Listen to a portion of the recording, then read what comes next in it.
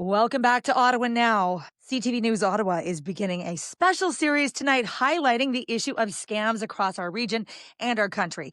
Last year alone, we know this is a huge problem in Canada, but did you know Canadians lost over $600 million to scammers? And CTV is going to focus in on that this week, sharing some stories along the way of people who have been impacted, as well as some tips, some advice on how you can spot a scam. This week, we are sharing these stories. And we are doing this because we want you to understand how to spot a scam and how to stay safe in a digital world. Joining us right now with our coverage, CTV's Caitlin Wilson, who is covering our first very important story tonight. Caitlin, thank you so much for coming on. Thanks for having me. Now, you have a story about a scam that is really disturbing to me. I was reading over your story ahead of the news tonight, and I was pretty blown away by it. Can you share it with our listeners? Tell us what happened to the person you interviewed. Yeah, so what I'm focusing on is an alleged high investment scam. And what happened in this case is an Ottawa couple, the Siddiquis.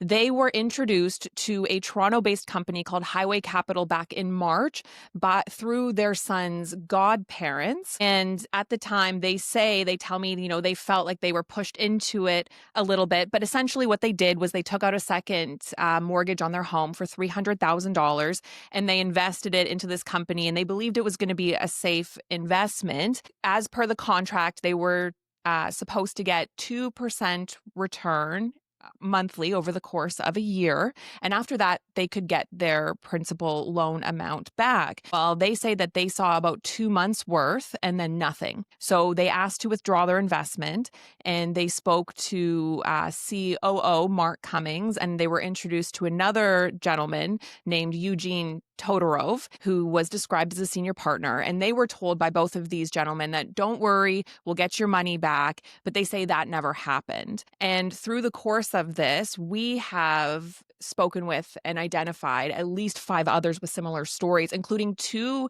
that are named in an ongoing civil lawsuit right now with a combined total losses of $1.5 million. But those who were involved say that that total could be much higher. And another part of this is I spoke to a man named Vlad Marchuk, who was responsible for starting this company. He said he left in April 2023. And to his knowledge, everything was paid per contracts up until that point. And he's telling me that the signature, because his name appears on the contract, that it's a forgery. And so he's telling me that his name has since been forged on several other contracts linked back to this alleged investment scam. Oh, yeah. And we have a clip from Adnan Siddiqui. Here it is. I still believe that we were pushed into doing something that we were not ready or willing to do by people that we completely trusted. How devastating for them to go through something like this. I mean, for our listeners that are listening to this for the first time who have never been through this, thankfully, Caitlin, can you kind of shed some light on the type of scam that this is? You spoke to some experts. How common is a scam like this? So in this case, from my understanding, there's quite a lot of alleged victims involved in this. And majority of them, from what I've been able to gather, all took out second mortgages on their homes. And so the expert says, one of the red flags in this case was the unusually high returns on their investments.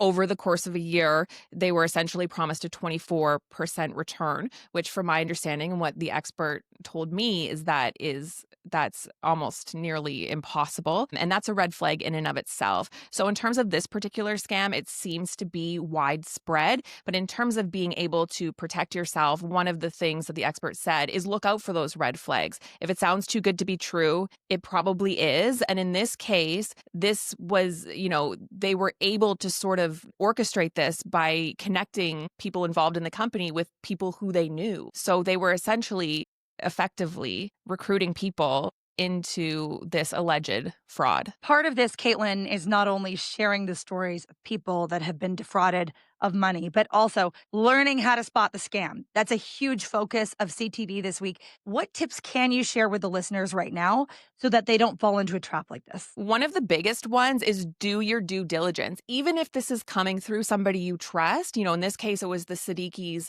the godparents of their children. So they really trusted these people. So even if something is presented to you like, hey, this is a really good investment, I'm making a lot of money, do your due diligence, do your research into the companies.